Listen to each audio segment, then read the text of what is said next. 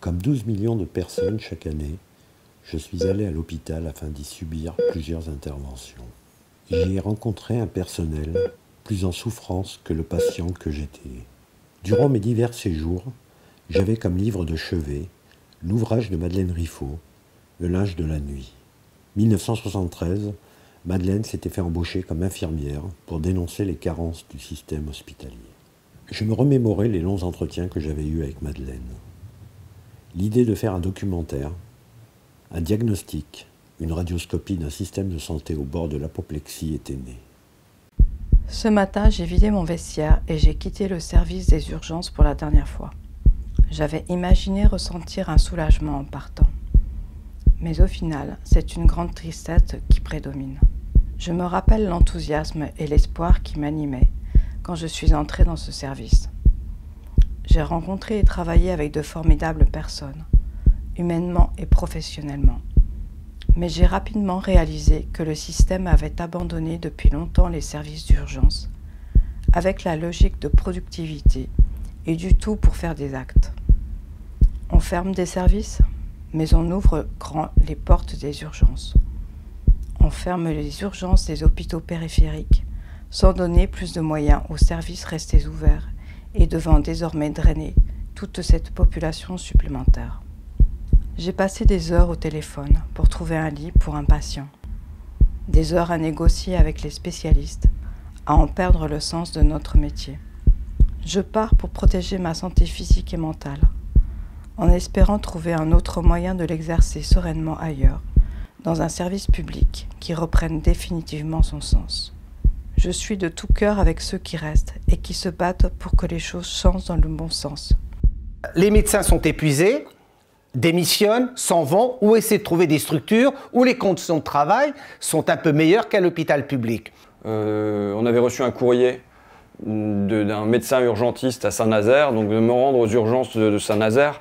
Et la situation était aussi catastrophique qu'elle nous l'était décrite, c'est-à-dire qu'il y avait non seulement les urgences qui étaient pleines, mais on nous décrivait une salle d'attente qui était pleine, et ils avaient construit un Algeco pour quand la salle d'attente elle-même débordait, alors même qu'il y avait des brancards un peu partout où, nous disait-on, sédimentaient les patients. Tu vois, déjà quand on te sort le mot sédimenter, un processus géologique, ça veut dire que ça peut en effet prendre des millénaires avant une prise en charge. En 91, on avait une cinquantaine de patients pour arriver aujourd'hui à pratiquement 200 passages jour aux urgences adultes. C'est phénoménal. Avec pas toujours forcément les ressources humaines en adéquation avec le nombre de passages. Et une des remarques qui va me marquer, c'est une médecin qui disait avant, je me demandais en arrivant le matin comment va mon patient, et maintenant je me demande qui je fais sortir. C'est-à-dire un espèce de turnover, un turnover des patients, mais auquel répond un turnover des soignants aussi. Parce que la statistique qui m'a été donnée et qui moi m'a le plus marqué, c'est que en 7 ans, je crois, 30% des infirmières qui sont formées abandonnent le métier. L'espérance de vie professionnelle moyenne d'une infirmière, c'est dans les 5 ans, 6 ans. Après 3 ans d'études exercées pendant 5 ans, 6 ans en moyenne et aller faire autre chose après, ça ne heurte personne. Tu arrives le matin dans ton service ou tu arrives le soir parce que tu travailles de nuit.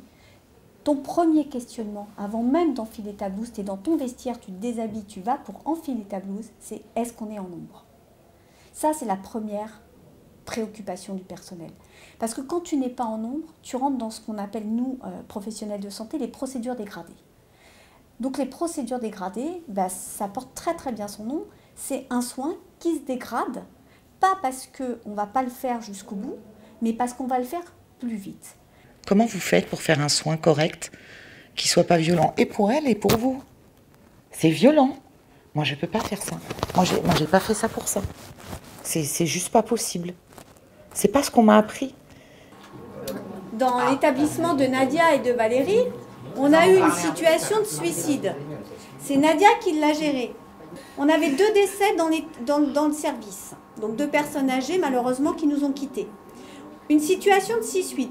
Une infirmière, une tentative de suicide d'une aide-soignante et une infirmière. Elle gère la crise.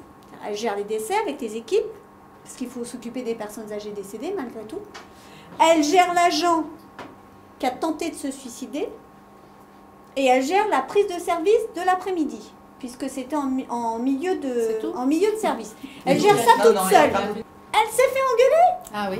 Oui, oui. Parce qu'elle n'avait pas suivi la procédure. Ah oui. C'est-à-dire qu'on aurait dû laisser la fille se jeter du 4e, laisser les papiers, les mamies, et prendre le téléphone et attendre que l'administrateur de garde t'appelle. On ne peut pas avoir, même si la loi le permet maintenant depuis la loi Bachelot, de prendre un directeur d'hôpital pour un directeur de Carrefour pour pouvoir gérer un hôpital. La gestion n'est pas la même. C'est une politique volontaire pour casser les services publics. Sauf que l'hôpital, il appartient à tout le monde, il appartient au peuple. L'hôpital, il n'est pas là pour faire de l'argent, il est là pour soigner.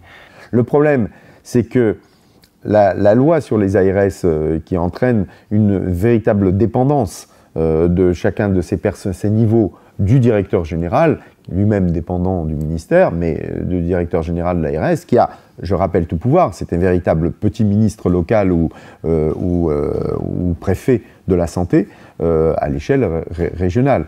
Les métiers de lien, aide-soignant, auxiliaire de vie sociale, assistant maternel, animateur du périscolaire, mais évidemment tout ce qui concerne l'hôpital devient un domaine prioritaire. Pourquoi ces métiers sont maltraités dans la société? Parce que ce sont des métiers de femmes, pour beaucoup, et qu'on se dit, bah, grosso modo, elles ont fait ça pendant des siècles gratuitement. Déjà, elles sont un peu payées, elles ne vont pas nous emmerder. C'est l'inconscient de la société qui parle, mais à mon avis, dans la maltraitance budgétaire de ces domaines-là, il y a cet inconscient masculin, on va dire. Et par ailleurs, parce que ce sont des métiers qui touchent au lien, et que le lien est maltraité dans la société. Le lien apparaît comme étant pas d'importance, il ne se compte pas dans le PIB, tu vois. Et donc, opérer une bascule des biens vers les liens suppose de revaloriser, de ne plus maltraiter, mais au contraire de bien traiter les métiers du lien.